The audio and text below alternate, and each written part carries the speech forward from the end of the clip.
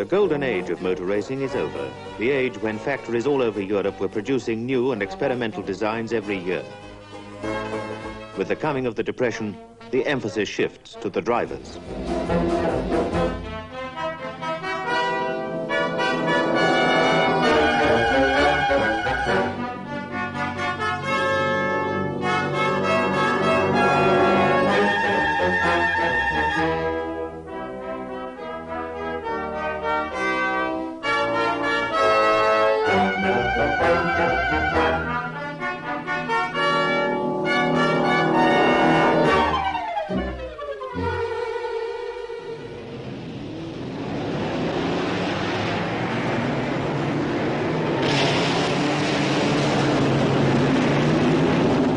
Motor racing organisers meet the Depression by allowing drivers to use any size of car in the increasing number of Grand Prix races.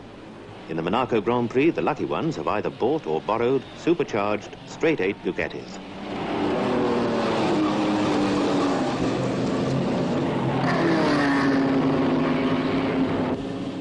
They are first, second and third. The winner, René Dreyfus, like many other drivers here, had to buy his own. They win again the following month at Le Mans, after a duel with Caracciolla's even larger white German Mercedes.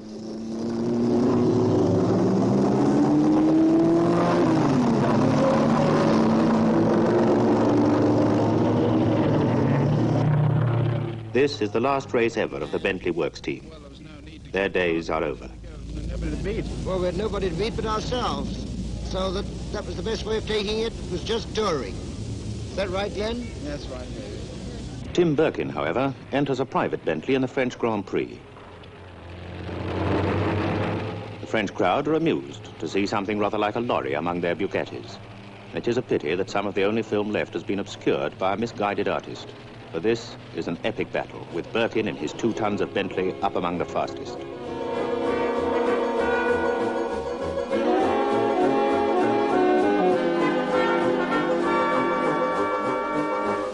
Towards the end, only Philippe Etancelin is in front of the British car, hurling his Bugatti into corners with an abandon as characteristic as his back-to-front cap.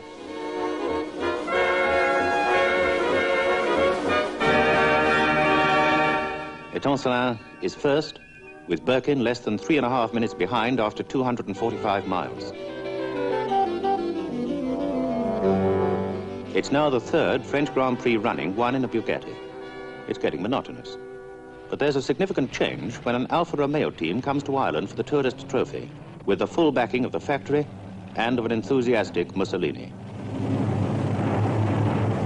Nuvolari, Vazzi and Campari have been told to win, and they really try.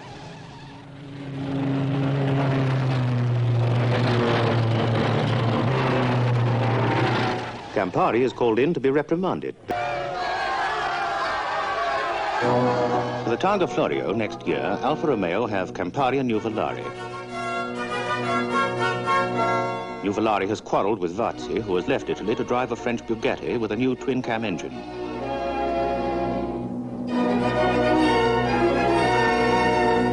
The fast Italian Maseratis are also here. The next round is the Italian Grand Prix at Monza. Vazzi has a Bugatti, Nuvolari an experimental 12-cylinder Alfa. Campari a smaller 8. Nuvolari for once doesn't get away first.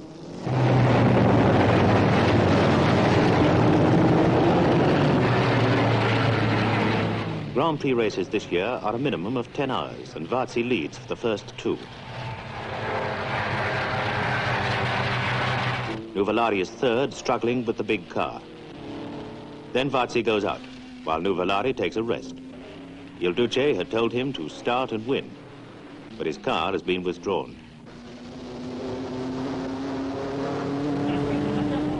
However, Nuvolari isn't a man to be defeated, and he's back refueling Campari's Alfa before taking it over himself for a spell.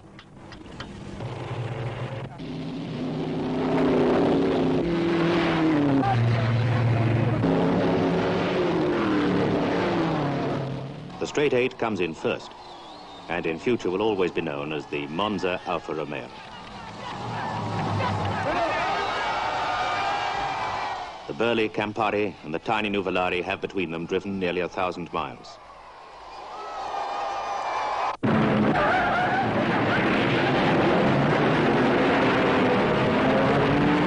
The Monza Alphas and the Maseratis now challenge the victorious Bugattis in the French Grand Prix at Montlhéry near Paris.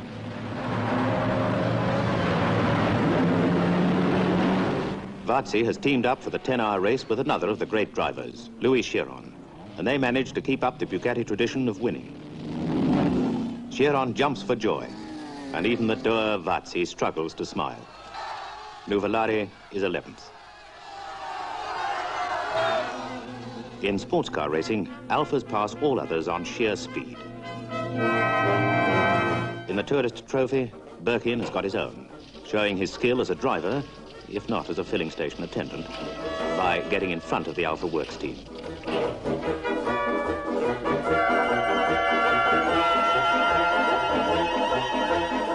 He regrets the lack of the right British car all the more at Le Mans when he and Earl Howe receive a telegram from Mussolini congratulating them on their win for Italy.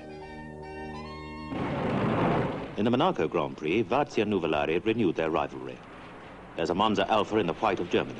It's Caracciolo. He's given up Mercedes and joined the Alpha Works team.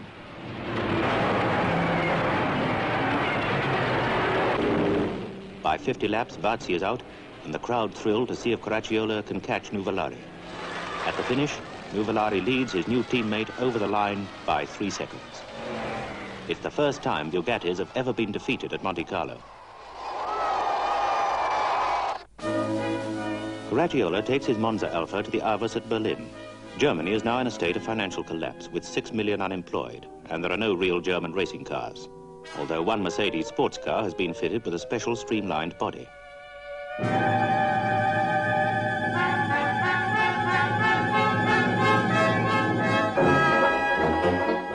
The long, straight roads of the Avus make it the fastest race in the world, and it takes its toll.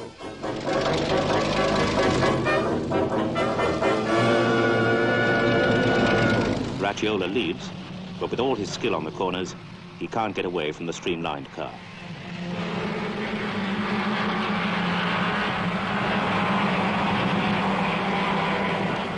Right at the end, the big Mercedes goes ahead. And Manfred von Brauchitsch, winning at over 120, becomes famous overnight. The P3 Alfa Romeos in the French Grand Prix at Reims are among the great racing cars of all time. All others are left behind as Nuvolari comes in first.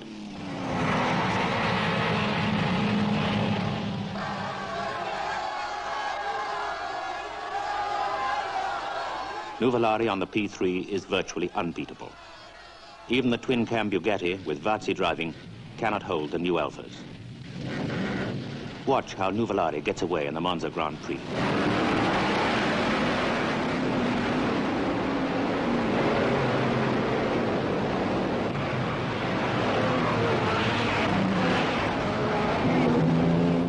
The Maseratis and the older Monza Alphas, with their slotted radiators, are left behind. The P3 Alphas win race after race, sweeping the board so completely that Alfa Romeo decide to withdraw their team of P3s and rest on their laurels.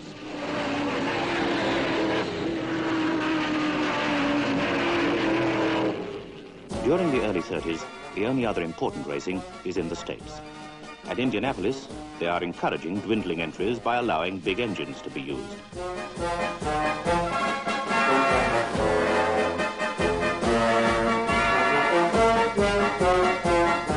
It's real hairy racing.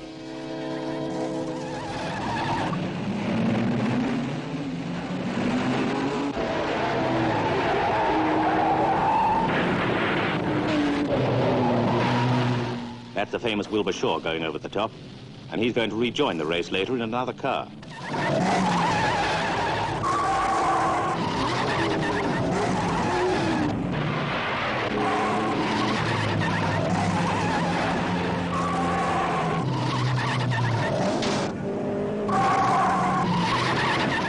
A lot of people are very lucky not to get seriously hurt, as average speeds are now well over the 100 and going up steadily each year.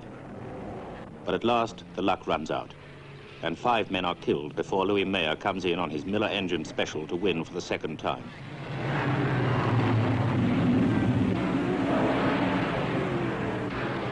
Mayer's great achievement has only been equaled once before by Tommy Milton.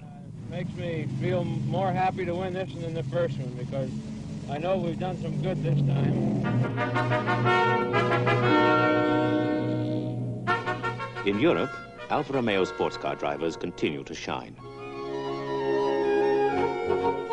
The Mille Miglia is a fabulous race over 1,000 miles of the open roads, when the hazards that face each driver are equal only to those braved by the enthusiastic spectators. It is in the great tradition of the early city-to-city events. It is an achievement to finish, and if the car won't hold together, you must lend it a hand. Where else could you possibly see a car during a race being refueled by coal?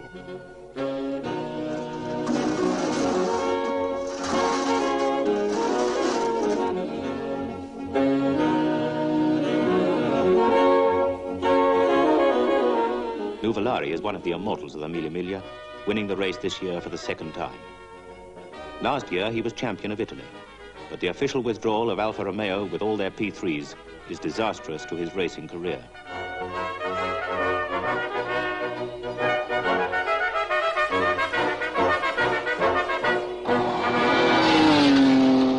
It is his rival, Vazzi, on the Bugatti who wins at Monaco.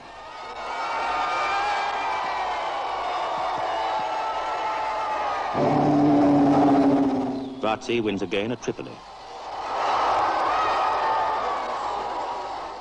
When Vazzi's Bugatti wins in Berlin, the Nazis have just come to power. Adolf Hitler is here to see the Italian flag raised in triumph, and lets it be known that he will award 500,000 Reichsmarks for a successful German Grand Prix car.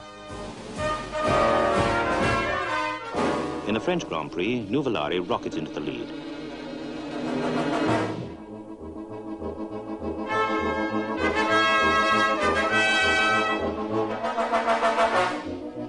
But Nuvolari's car is a now outdated Monza Alfa, and as so often this season, it is to fail him.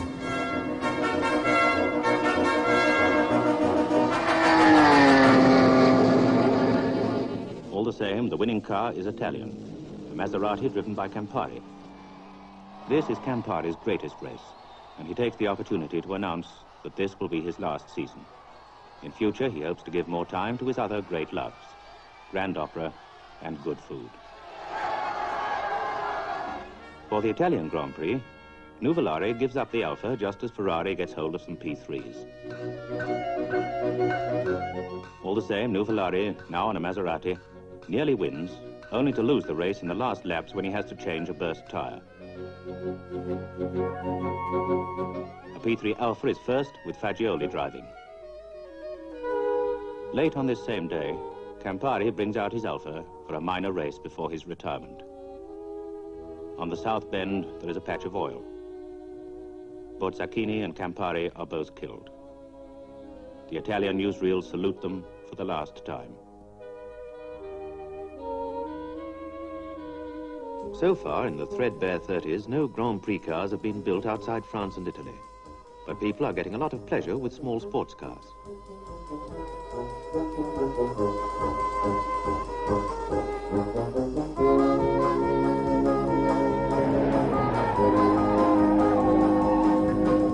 Others take their fun on the sands and find they bump into all sorts of people. On the new circuit at Donington Park, the enthusiast who likes to do his own last-minute tuning gets his chance.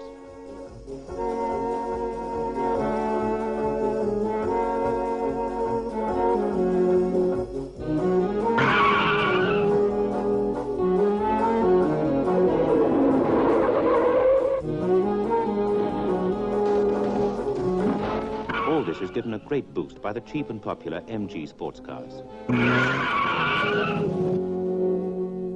So it isn't surprising to find Nuvolari himself in Belfast, trying one out in the Tourist Trophy, and giving it a glamour every bit equal to that of the British Prime Minister.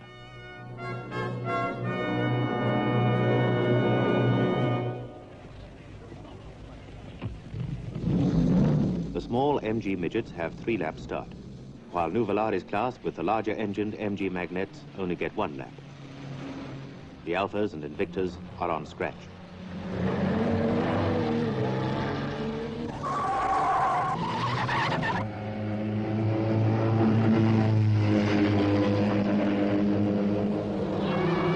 Nuvolare is soon way ahead of the rest of his class, but so is a wild, dark Irishman, Hugh Hamilton, on a midget.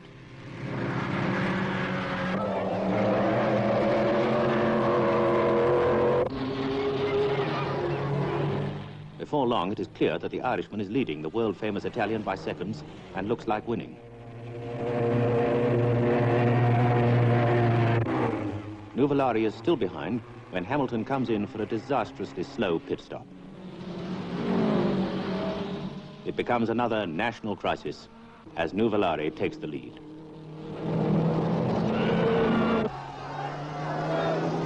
Nuvolare comes through to win the Tourist Trophy for the 2nd time. Specialmente per il molto pubblico che assiste a questa gara, che sono molto sportivi. Right now, would you just translate that? Mac? Mac. Mac. This year at Indianapolis, it is reported that there aren't any serious accidents in the race, but it still can't be described as uneventful.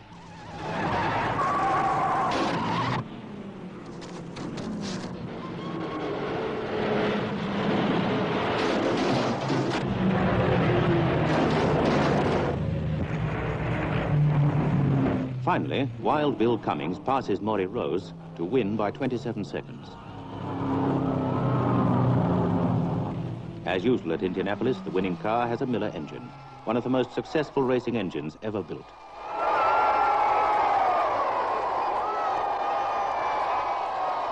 In Europe, Grand Prix racing comes back to its former glory with an effective new formula, a 750 kilogram weight limit.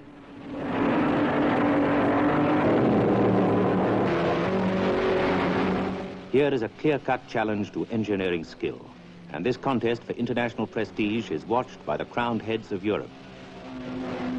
Étincelin has a perfected Maserati 8, Chiron an improved P3 Alfa Romeo. The 3.3 Bugatti is a new design and one of the most beautiful racing cars ever built.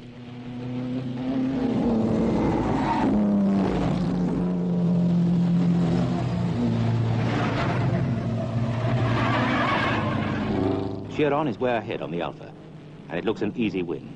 But on the last lap, he makes one of his rare mistakes. It is another of the new Alphas that crosses the line with a brilliant young driver from Algeria, Guy Moll.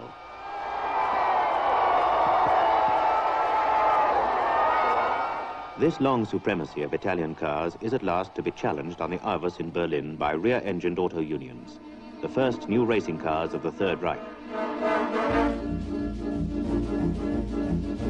The revolutionary silver cars, weighing well under a ton, have engines producing nearly 300 horsepower, and von Stuck is leaving the Alphas behind. The new German cars have streamlined bodies. The lessons of von Brauchich's win 2 years ago have been noted. Some way behind von Stuck, there's a single streamlined Alfa driven by Guy Moll.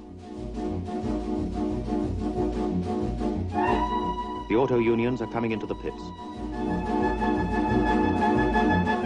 Guy Moll takes the lead.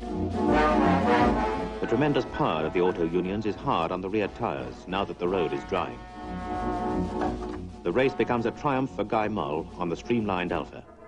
Vazzi is second, while in 4th place, and almost unnoticed, and most gallant of all, is Nuvolare, who has driven the race with a broken leg in plaster. Alphas have won this round. But 5 weeks later in the French Grand Prix, the finest cars of France and Italy are to meet a double challenge from the new Germany. Besides the auto unions, team manager Neubauer is here with 3 Mercedes. Their engines have over 300 horsepower, and all 4 wheels are sprung independently. With them are experts on tires, fuel, and carburation.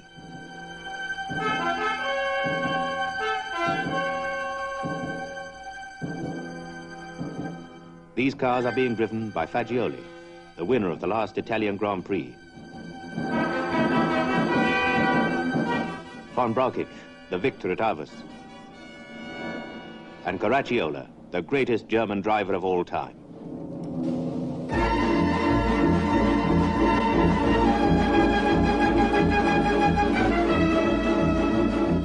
In practice, both German and Italian cars break the lap record by 3 seconds, then by 4, then 6, 7, 11, 12, and finally by over 13 seconds.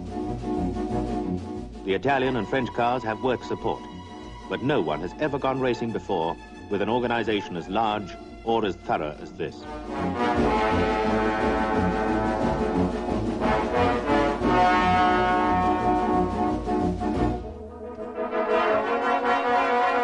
A record crowd of 80,000 is arriving. The race is to be 300 miles long, and at least one man is prepared to eat it through.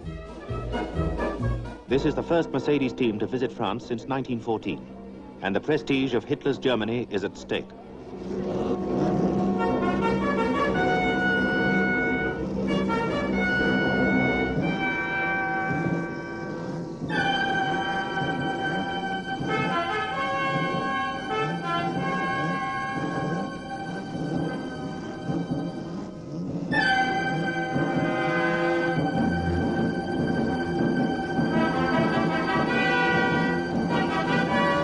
Watch Chiron's Alpha come up from the third row.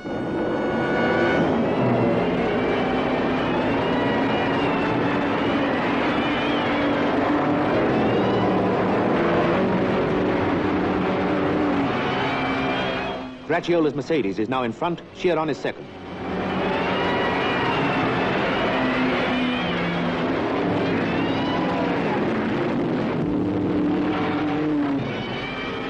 It's Chiron. Caracciolo is second.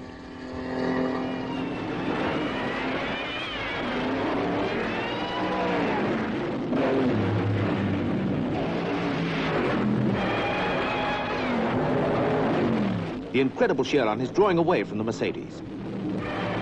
What can Neubauer be thinking?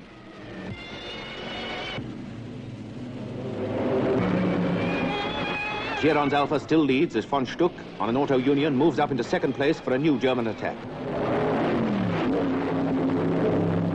With a lap record of over 90, the German Auto Union goes into the lead for the Third Reich.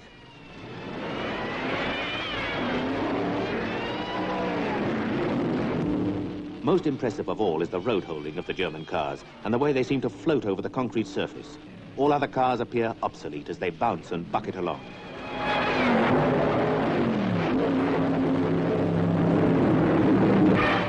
But all isn't well with the new cars.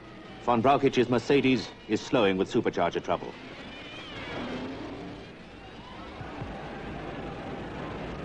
Another Mercedes is coming in. It's Caracciolo.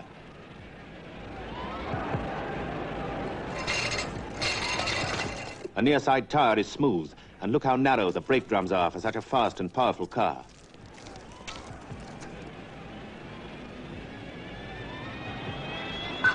Chiron is again in the lead, but now Fagioli's Mercedes is right on his tail.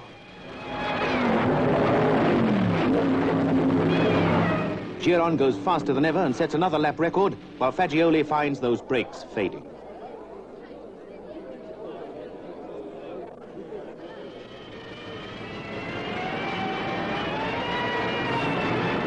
The Auto Unions are also having trouble. And Varzi brings another Alpha into second place.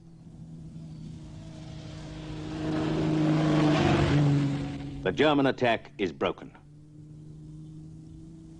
The race is another demonstration of Alfa Romeo invincibility, with Varzi and Guy Moll in second and third place. The French crowd are delighted, for the leader wears the blue of France, their Louis Chiron.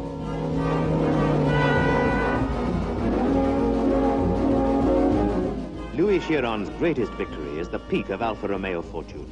But this is the last time for many years that any car will outperform the new Mercedes and Auto Unions. Motor racing has entered the age of the highly organized team, dedicated to national prestige. The great days of the independent driver are over.